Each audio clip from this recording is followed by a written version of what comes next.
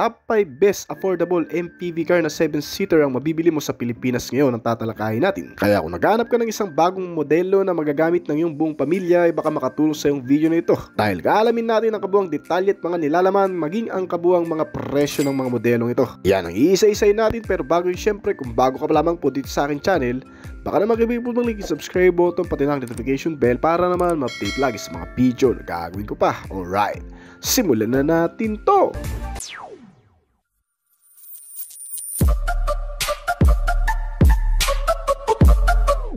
Number 5, Toyota Avanza. Isang affordable multipurpose vehicle na nagmula sa Japanese brand manufacturer na Toyota Motors. Ang modelong ito ay nagbibigay ng pag-asa sa mga taong gustong magkasasakyan sa murang halaga lang. Ngunit nagdadala ng hindi matatawarang mga katangian mula sa loob at labas ang ipinararanas nito sa mga makakagamit.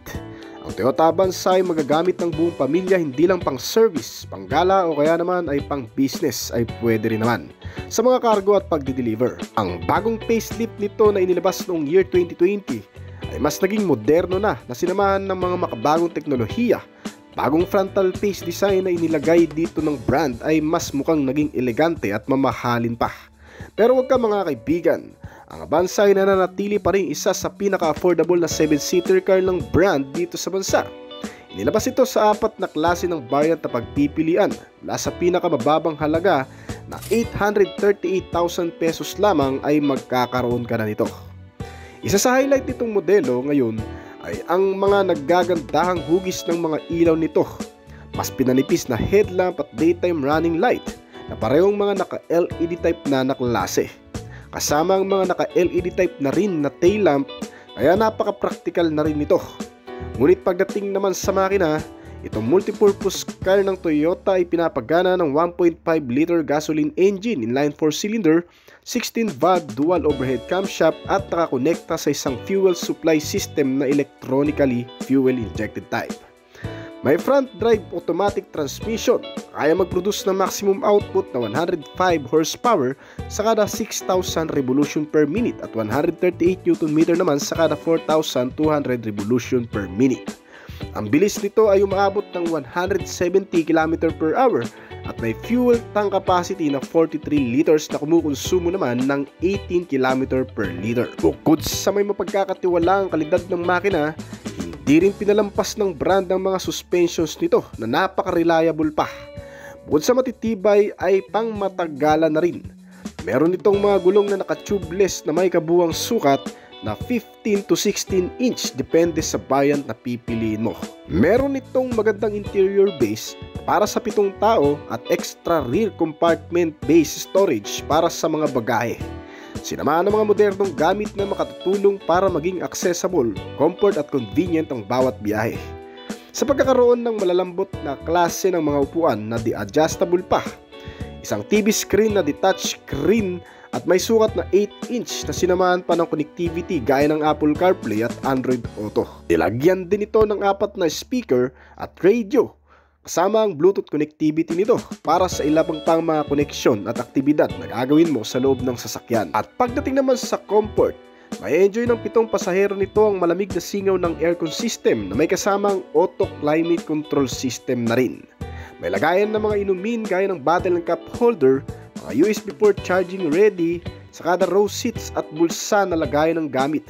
Kasama ang ilan pang convenient features na makikita sa loob nito. Kabilang pa sa pagiging practical nitong modelo ay pagkakaroon ng maraming mga safety and security sense. Isang modernong MPV car na nilagyan ng modernong gamit sa pangkaligtasan at seguridad.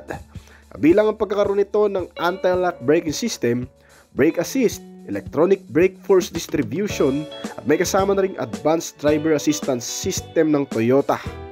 Meron itong rear cross traffic alert, blind spot monitoring, downhill at hill start assist, mga parking sensor pati na rin ang kasamang rear camera nito. At marami pang ibang mga sistema ang makatutulong sa pangkaligtasan habang ikaw ay nakasakay dito.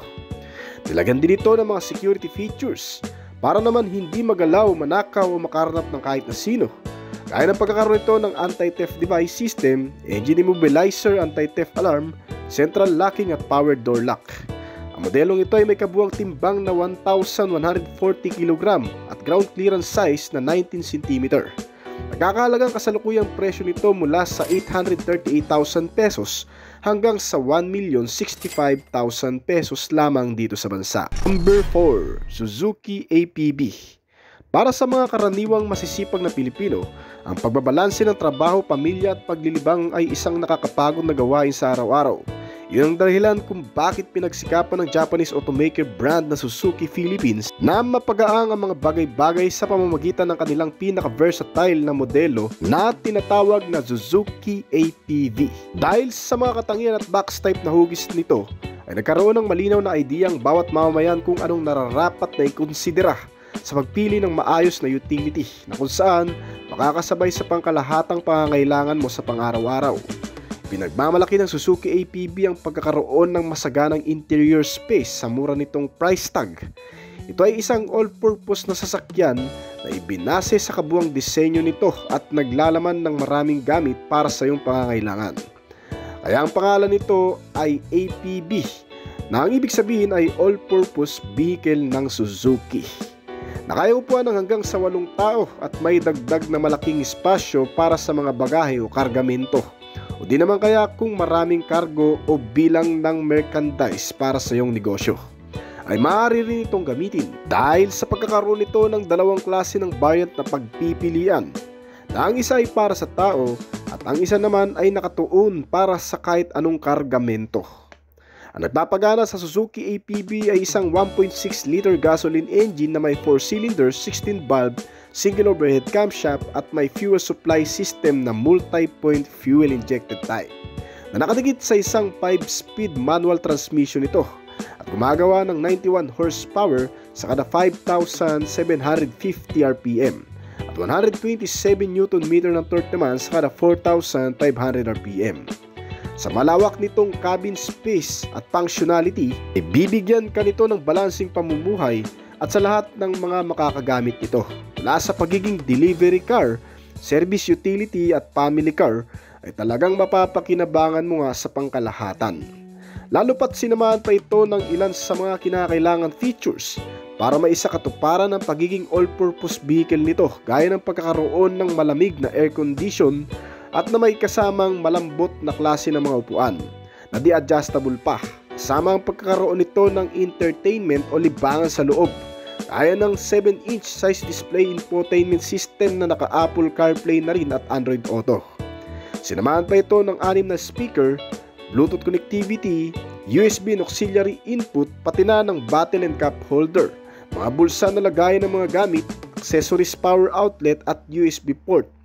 At tiyak wala ka nang masyadong hahanapin pa kung ang presyo nito ay nagkakahalaga lang naman ng 743,000 pesos hanggang sa 955,000 pesos lamang. Tried and tested, durability, yan ang tatak ng Japanese brand na nagpakilala sa modelong ito. Sa pagkakaroon ng mapagkakatiwalaang quality sa chassis and suspensions, mga brake kasama ang wheel and tires nito ay sulit na rin sa kabuuang presyo na meron ito. Dahil bukod pa dyan, ang modelong ito kahit papano ay tumatakbo naman sa bilis na umaabot ng 160 km per hour at kumukonsumo ng fuel na 13 to 14 km per liter. Meron itong fuel tank capacity na 48 liters at naglalaman din ng makabagong features sa safety at security, at tulad ng pagkakaroon nito ng ABS, brake assist, crash sensor, airbags sa driver and passenger at mga seatbelt na may kasamang seatbelt warning. Meron din itong parking sensor, side impact beams, child safety locks at marami pang iba. Sinamahan din ito ng mga security gaya ng central locking, power door lock at anti-theft device. At may kabuang bigat itong modelo na 1,270 kg. Kayang kumarga ng bigat na 900 kg at may ground clearance size na 18 cm. Nagkakahalaga lamang ang presyo nito mula sa 743,000 hanggang sa 955,000 pesos dito sa bansa. Number 3. Photon Great Tour. Huwag magpalinlang sa laki ng Great Tour. Mayroon itong nakakustomize na configuration ng upuan na kaya magdala ng hanggang sa 8 tao at mayroon din itong mahabang wheelbase na nagbibigay sa mga pasahero ng malaking legroom at cargo space para sa ilang mga gamit. At dito sa harap, Ang pinagsamang fog lamp at daytime running lights nito ay nagbibigay ng presensya sa mga sitwasyong mabababa ang visibility lalo na sa gabi. Bagamat may simpleng style at pormahan sa harap, ay aagaw na rin sa attention mo dito ang kabuang detalye at mas affordable na presyo nito. Ang interior ay thermally insulated habang ang isang hiwalay na air conditioning para sa harap at likuran ay nagbibigay ng mas komportableng pagsakay kahit pa puno ang mga pasahero sa loob nitong sasakyan. Nasa listahan din ng mga katangian nito ang pagkakaroon ng maraming safety features, gaya ng pangunahin sa listahan nito na 3-point seatbelt, common central control lock at remote key system para sa security. Kasama ang ilan pang mga safety sense gaya ng side impact beams at front impact beams. Kasama ang mga seatbelt warning at nilagyan na rin ng engine check warning para mas madaling maintindihan ng maaga kung magkakaroon man ng problema sa makina nito. Isa sa mga nagkukontribute ng seguridad nitong modelo ay ang pagkakaroon nito ng anti-theft device system, engine immobilizer para hindi basta-bastang mapagana ang makina kung wala ang mismong susi nito. Ang Photon Great Tour dito sa Pilipinas ay pinapagana ng 1.5 liter DAM15DR gasoline engine at may kasamang 4-cylinder 16-valve dual overhead camshaft. Nilagyan pa ito ng Euro 5 compliance para mas malinis na emission din ng mararanasan mo dito. Sama ang nakadikit sa makina nito na isang manual transmission type na may 5-speed gear shifting at gumagawa ng maximum output na 110 horsepower at 142 Nm ng torque. Ang bilis na nagagawa nitong modelo ay umaabot ng 160 km/h at meron itong fuel tank capacity na 50 liters ang full tank. Kumukonsumo ng 12 to 14 km/L. Super tipid at talagang mapapakinabangan kung saan-saan. Inaasahang matutugunan ng Great Tour ang parehong mga domestic at komersyal na mga pangangailangan bilang isang value pack people mover na available sa 4 na klase ng variant na pagpipilian. At may 5 klase ng kulay din, gaya ng Amber Bronze, Aurora White, Metallic Silver, Starry Blue at Space Gray. Ang Great Tour ay may 2 pintuan sa likuran na pa-sliding ang bukasan. May aircon system sa loob na may kasamang heater at mga bottle and cup holder na lagayan ng mga inumin. Nilagyan din ito ng accessories power outlet na saksakan ng gadget at USB port charging socket para sa ilang pang mga connectivity. Ang 8 mga upuan nito ay mga naka-leather seat cover na rin at adjustable pa. Pagdating naman sa ilan pang mga features, itong modelo ay nilagyan na rin ng anti-lock braking system at electronic brake force distribution para sa ligtas na paggamit ng preno sa mga hindi inaasang pagkakataon. Meron din itong front suspension na MacPherson strut at lip spring na sinamahan ng disc type na brake sa front at drum brake type naman sa rear. Ang kabuuang sukat ng gulong nito ay nasa 175 by 70 or 14. Tumitimbang ito ng 1,080 kg at kayang magkarga ng bigat ng hanggang sa 1,469 kg. Nagkakahalaga lamang ang presyo nito mula sa 535,000 pesos hanggang sa 645,000 pesos dito sa bansa. Number 2, Kaizen CX-70.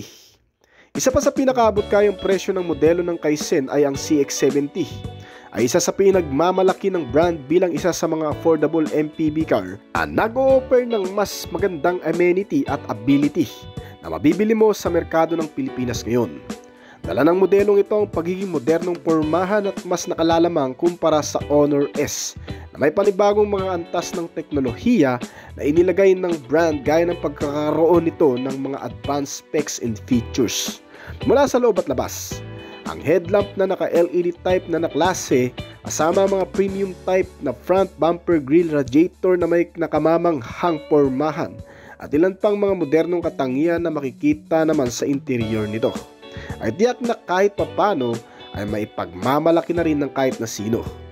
Inilabas ito sa Philippine market noong year 2021, kasabayan lang ng ilang mga modelo ng MPV car segment na may 7 seating ang capacity. Ang CX-7 ay mabibili mo sa mura nitong presyo na wala pa sa 1 milyon dahil nagkakahalaga lamang ito ng 879,000 pesos. Kung tatanungin mo ang mga features nito, Pagdating sa makina, nilagyan ito ng 1.5 liter gasoline engine na may kasamang 4-cylinder, 16-valve dual overhead camshaft na idinikit sa isang automatic transmission type na may 6-speed variable gear shifting at nagpapalabas ng maximum output sa performance na 149 horsepower at 230 Nm ng torque. Ang nagagawang bilis nitong modelo ay umaabot ng 165 to 170 km/h. Bukod pa dyan, ng modelong ito ay may katipiran din sa fuel consumption na umaabot ng 16 to 18 km/L. Meron itong fuel tank na 48 liters, kaya tiyak na malayo-layo na rin ang mararating mo sa pamamagitan nito. Pagdating naman sa durability, batay sa feedback ng nakararami, tumatagal naman ang makina nito, ngunit kinakailangan lang ng tamang atensyon sa pag-aalaga, gaya ng regular maintenance at laging i-check ang fuel kung kinakailangan bago bumiyahe. Isa pa, pagdating naman sa mga suspensions nito, itong CX-7 ay medyo advanced na rin pagdating sa bagay na yan. Kasi ang suspensions nito ay nilagyan na rin ng MacPherson strut sa front at torsion beam naman sa rear. Kaya ang komportableng pagsakay ay maaasahan mo rin talaga dito. Kasama ang makakapit na braking system na parehong mga naka-disc type na ginamitan ng ventilated disc sa front at ordinary disc type naman sa rear. Ang mga sukat ng gulong nito ay eksakto lang din sa kabuuang sukat ng buong body na may size 17-inch na kabuuan. Itong CX-7T ay mayroon ding mga lamang advanced safety and security features gaya ng pagkakaroon nito ng hill hold control na magagamit sa mga pataas na kalsada, sinamaan ng side impact beams, engine check warning, mga parking sensor na may kasama pang built-in rear camera, at child safety lock. Nilagyan na rin ito ng vehicle stability control system pati na ng traction control upang kahit may daan sa malulubak, mababato na kalsada ay mapapanatili pa rin ang maayos na pagkontrol sa manubela at mas maganda ang pagmamaniobra. Nilagyan pa ito ng anti-lock braking system, electronic brake force distribution at brake assist na sumusuporta sa magandang kapit ng brake system. At upang maisagawa ng maayos ang pagpipreno kahit sa mga biglaang gamit nito. Kasama pa ang crash sensor, driver and passenger airbags, mga seatbelt at seatbelt warning. Pagdating sa interior, maraming libangan din ang inilagay sa modelong ito, gaya ng pagkakaroon nito ng 8-inch size display infotainment system na may kasamang mga connectivity gaya ng Bluetooth, USB and auxiliary input at FM and AM radio. Nilagyan ng mga speaker sa harap at likod, kasama ang navigation system at multifunctional steering wheel para sa control ng driver. Ang instrument meter panel gauge nito ay may sporty design na hinaluan ng kaunting analog type at may kasamang digital display. Talagang komportable mga kaibigan dahil bukod pa dyan, ito ay may malakas na aircon system na may kasamang automatic climate control. Nilagyan din ito ng bottle and cup holder pati bulsa.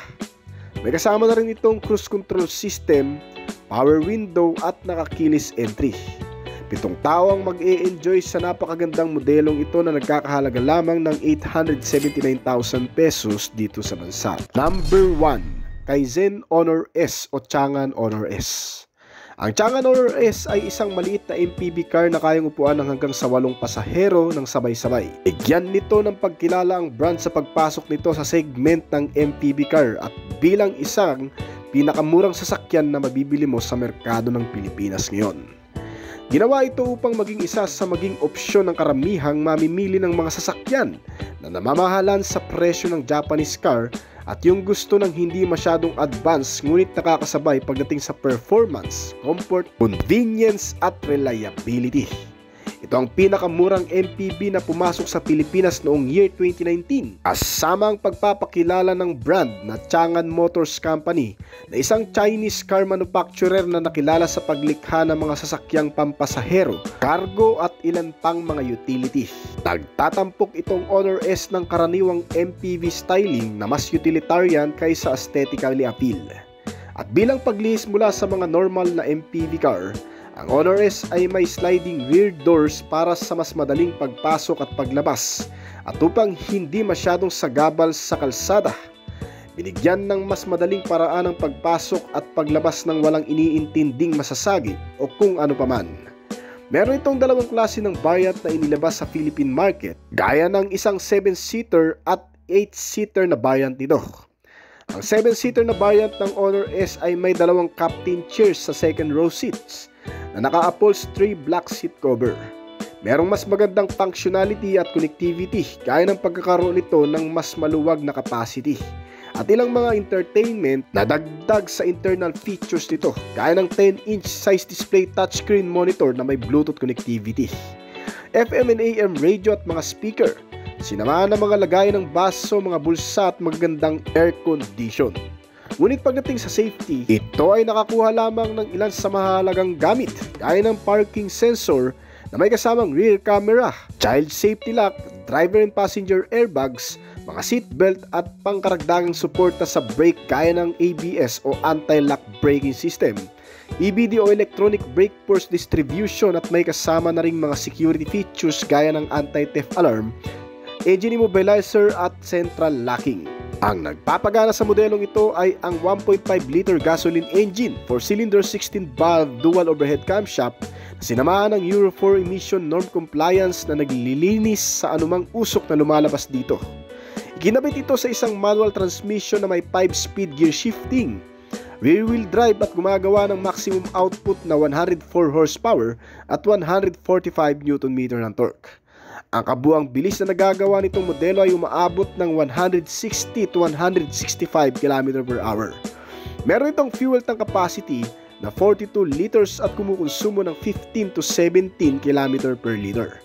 Nilagyan nito ng mga suspensions gaya ng MacPherson strut at presence din dito ang lip spring with shock absorber na may kasamang coil spring at braking system na naka-ventilated disc type na naklase sa front at drum brake type naman sa rear. Ang kabuang sukat ng makakapit na gulong nito ay nasa 185 by 70R14, naka-tubeless tires at may kabuang bigat itong modelo na 1,325 kg at kayang magkarga ng kabuang bigat na hanggang sa 700 to 800 kg. Dito sa bansa, ang kasalukuyang presyo nito ay mula sa 515,000 pesos lamang hanggang sa 585,000 pesos para sa pinaka-top variant nito. So hanggang dito na naman po siguro ng ating video. Ngayon kung nagustuhan nyo ang topic natin ngayon, baka pwedeng pa-click ng like button at pa-comment na rin ng iyong opinion sa ibaba pagkatapos ng video na ito. Bago po tayo magtapos ay nais ko po muna magpasalamat sa mga patuloy na sumusuporta, tumatangkilik at nag-aabang palagi sa mga video na ina-upload natin dito sa ating channel. Maraming salamat po at shoutout po sa inyo guys. Kaya kung bago pa lamang po dito sa aking channel, baka naman kaibigan po mag-like at subscribe button pati na notification bell para naman ma-update lagi sa mga video na gagawin ko pa. At syempre, hintayin ko rin ang opinion at comment ko sa baba kung may mga katanungan ka tungkol sa video na ito. Huwag kang mayang mag-comment kaibigan upang sa ganun ay masagutan ko rin ang mga nais mo pang malaman at makuha rin ako ng idea mula sa iyo na magagamit ko sa aking mga susunod pang video na gagawin. This is Oblis Collection. Thank you!